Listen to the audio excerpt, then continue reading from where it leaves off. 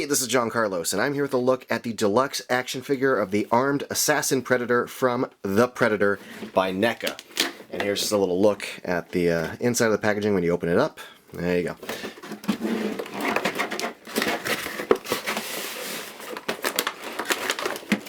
This is one big action figure. The previous NECA Predator figure, the Fugitive Predator, was just over 8 inches tall. This one is just over 11 inches tall, and it's a lot as far as like sheer plastic and stuff. But there are some issues with it. First thing I'll get into is the articulation, which I'm not normally a big articulation guy. I really am not. However, I gotta note that like the shoulder joints are really tight. Like I can barely get his arms up. The mid-torso is okay, the waist is okay. But what I'm really having some issues with are the legs. The hip joints are kind of stiff. And they're a little clicky, which is fine. The knee joints, after some work, the double knee joints, finally got some articulation out of them. But look at these little tiny feet. Look at the size of this figure. And then look at these feet, these tiny little feet that aren't even like a full foot on the ground. They're like balls of the feet. I mean, the sculpt on the toes look really cool, don't get me wrong. But you got that little joint there at the bottom, and then this little mid joint here, and then the rest of the leg. Stiff double elbows, super stiff. Pretty much almost everything on here. This is one of the stiffest NECA figures I've had in a while. Surprisingly, the joint that's really loose are the feet. And considering how big and top heavy it is and how tall it is, putting all that weight on these little joints here, it took me a while to get this figure into a standing position. That standing position this video just started with, it took some time. There's holes in the bottom of the feet, so you can put it on like a NECA figure stand, which you'll have to do, just considering the sheer size of this versus the little tiny feet and the shaky little joints.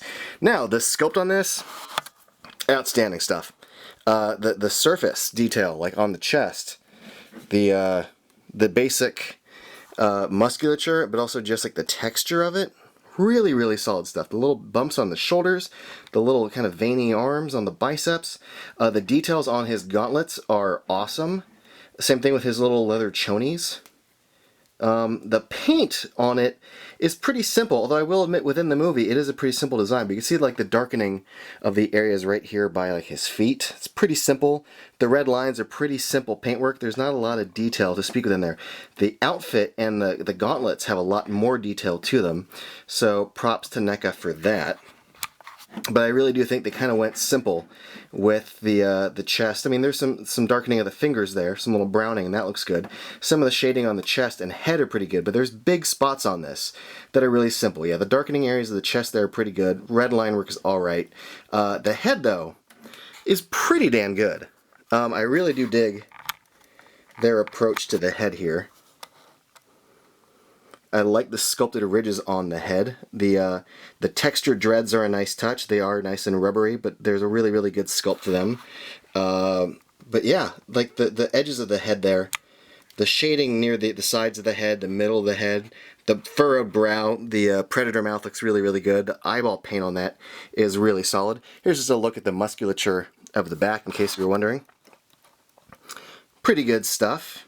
Now, here's a look at the alternate head with the mouth wide open. Pretty good stuff. Again, I like the shading around the eye area, the ridges look good. But what we're really dealing with here is a different interior of the mouth, and it looks like a very, very nice sculpt, and I like how wet it looks inside.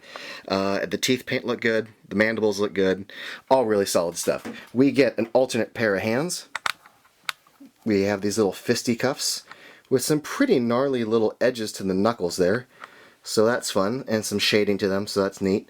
Yeah, and then we get the blade, which we'll put on to his right arm in a moment, and then we have like the little retracted part of his gun before the actual gun comes out, so we'll go ahead and put that on now.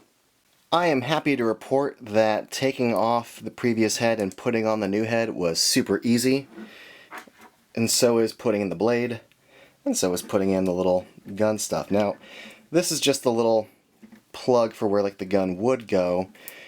like this is the natural state of his gauntlet. See, this little piece right there matches the sculpt of this little piece right there.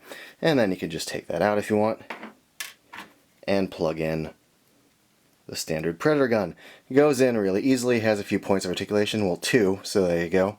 That's pretty fun. I also switched out one of the hands, and it was pretty easy. It took a few seconds to pull it out, but yeah, it worked out pretty good. The head was super easy. Just be careful.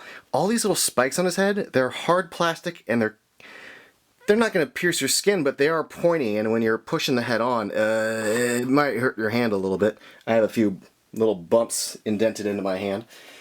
Here it is next to the Fugitive Predator, just so you can see the size comparison there of 8 inches versus 11 inches. Yeah, they look cool together, but the stiff articulation is a bit of a problem for me.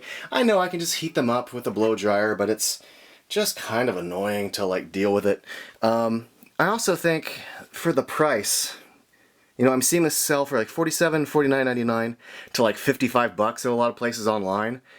I do not see $45 to $55 in this figure. I don't. Just because it's a little bit taller, just because there's more to it, I guess. But